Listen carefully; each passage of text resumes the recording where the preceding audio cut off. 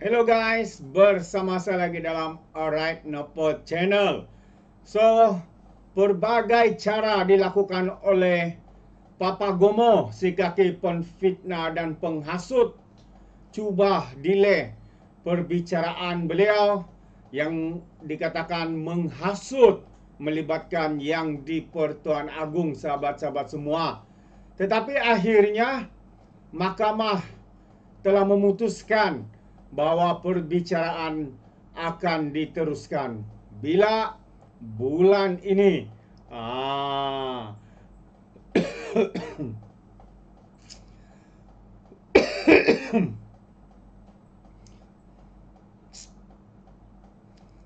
dan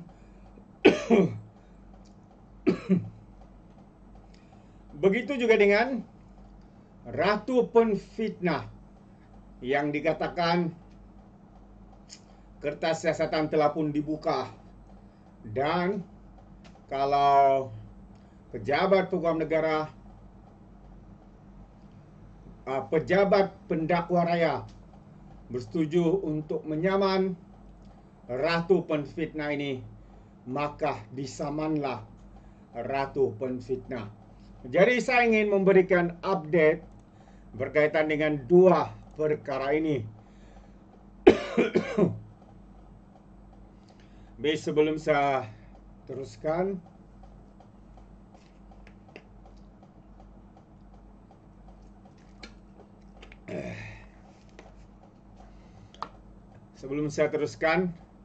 jangan lupa juga untuk terus support Alright Nopo Channel dengan cara tekan butang subscribe, like, dan share.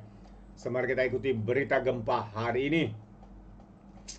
Sebila kes hasutan Papa Gomo diteruskan, perbicaraan akan dilakukan pada 23 April bulan ini, sahabat-sahabat semua.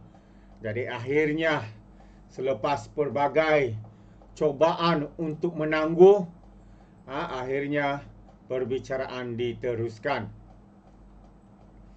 Jadi Mahkamah Seksyen di Kuala Lumpur diberitahu bahwa pihak pendakwaan akan meneruskan kes hasutan membabitkan blokir Papa Gomo ataupun nama sebenarnya Wan Muhammad Azri Wan Deris. Timbalan pendakwa raya Muhammad Amir Hanif Aijiman berkata pihaknya telah menerima arahan daripada Jabatan Peguam Negara untuk meneruskan kes tersebut setelah mendapati kes berkenaan lengkap. Jadi katanya, saya percaya kes ini masih ada ramai lagi saksi, dan kita telah tetapkan tarikh perbicaraan pada 23 dan 30 April ini, katanya ketika prosiding di hadapan Mahkamah Norma Ismail. Sebelum ini Wan Muhammad Azri telah mengemukakan representasi bagi menggugurkan pertuduhan menghasut yang dihadapinya pada 2 Mei 2024. Muhammad Azri 42 ya, apabila dibawa ke mahkamah pada ketika itu, mengaku tidak bersalah atas pertuduhan penerbitan menghasut berkaitan isu KK Speedmart Superstore Sdn Bhd yang menghadap yang di Pertuan Agung Sultan Ibrahim di laman X miliknya. Dia didakwa melakukan perbuatan itu di sebuah kondominium di Bukit Bintang, Kuala Lumpur pada 12 tengah hari 29 April tahun lepas. Pertuduhan dikemukakan mengikut perenggan 4-1C Akta Hasutan 1948 yang boleh dihukum di bawah subsection 4-1 Akta Sama yang boleh membawa hukuman denda maksimum 5.000 ataupun penjara tidak melebihi 3 tahun ataupun kedua-duanya jika disabitkan kesalahan. Jadi itu antara perkembangan yang melibatkan kes hasutan Papa Gomo melibatkan yang di Pertuan Agung. Jadi kita pergi kepada kes melibatkan Ratu Naga, juga dikenali sebagai Ratu Badak dan Ratu Penfitnah. Ini dia MC-MC siasat pempengaruh kerana timbulkan sentimen perkauman. Jadi ini yang berlaku, sahabat-sahabat semua. Kalau ada nampak di sebelah kiri saya, ya, itu adalah besar kemungkinan, ya, adalah Ratu Badak, Ratu Fitnah. Jadi ayo kita baca kenyataan ini. Suruhanjaya Komunikasi dan Multimedia Malaysia, MCMC, membuka 4 kertas siasatan terhadap 2 individu, termasuk seorang pempengaruh dan aktivis politik kerana memuat naik kandungan berunsur 3R, perkauman agama dan institusi diraja di media sosial. Dalam satu kenyataan, MCMC berkata, sesi rakaman percakapan terhadap mereka dijalankan di Ibu Pejabat MCMC di Cyberjaya hari ini. Salah seorang daripada 2 individu tersebut merupakan pempengaruh dan aktivis politik yang menimbulkan sentimen perkauman di media sosial melibatkan lagu kebesaran negeri Perak, penguasaan ekonomi orang Melayu menerusi pemecahan monopoli Petronas dan juga Gas Malaysia Berhad, serta tentang pengambil alihan Menara Kuala Lumpur. Menurutnya, 1 unit telefon bimbit dan kad SIM milik salah seorang suspek telah disita bagi tujuan analisis forensik. Kes ini disiasat di bawah Seksyen 233-1E Akta Komunikasi dan Multimedia yang memperuntukkan hukuman denda sehingga RM500,000 atau penjara maksimum sehingga 2 atau kedua-duanya sekali 2 tahun. Ya, sekali jika sabit kesalahan. Sementara itu, MCMC berkata pihak polis turut merampas telefon bimbit seorang lagi suspek bagi membantu siasatan atas kesalahan yang berlainan. Jadi orang ramai dinasihatkan untuk menggunakan platform media sosial dengan penuh bertanggungjawab serta berhemah dan tidak sewenang-wenangnya memuat naik sebarang kandungan berunsur 3R yang boleh mengancam keharmonian kaum dan agama di negara ini.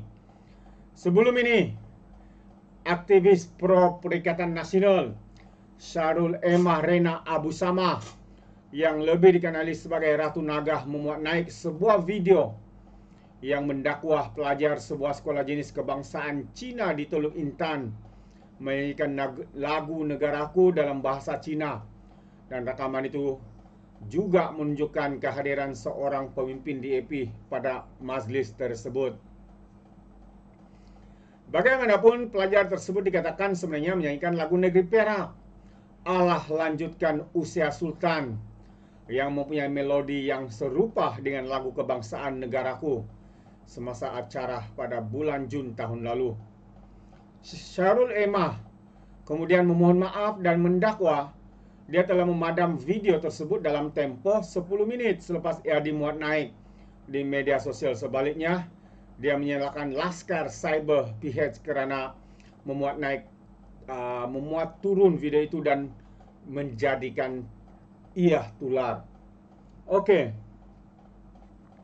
Dia salahkan Laskar Cyber Pakatan Harapan. Yang membuat fitnah adalah Ratu Naga.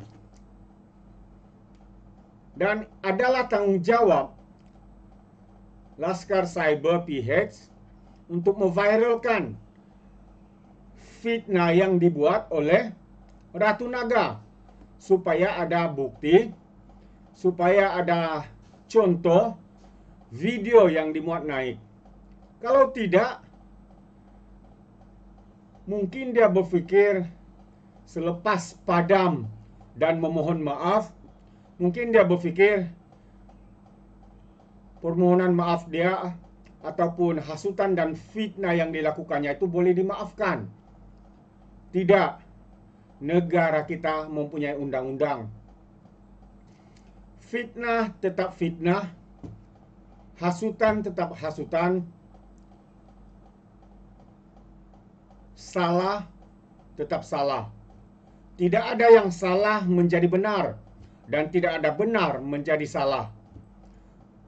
Malam tidak akan jadi siang, siang tidak akan jadi malam. Dia ada temponya untuk dia berpusing, mengikut masa, barulah dia menjadi siang. Tapi dia tidak boleh menjadi malam, dalam sekelip mata dia menjadi siang. Kecuali lah ada gerhana matahari. Tiba-tiba gelap, tiba-tiba sekejap jadi terang. Itu perkara yang luar biasa.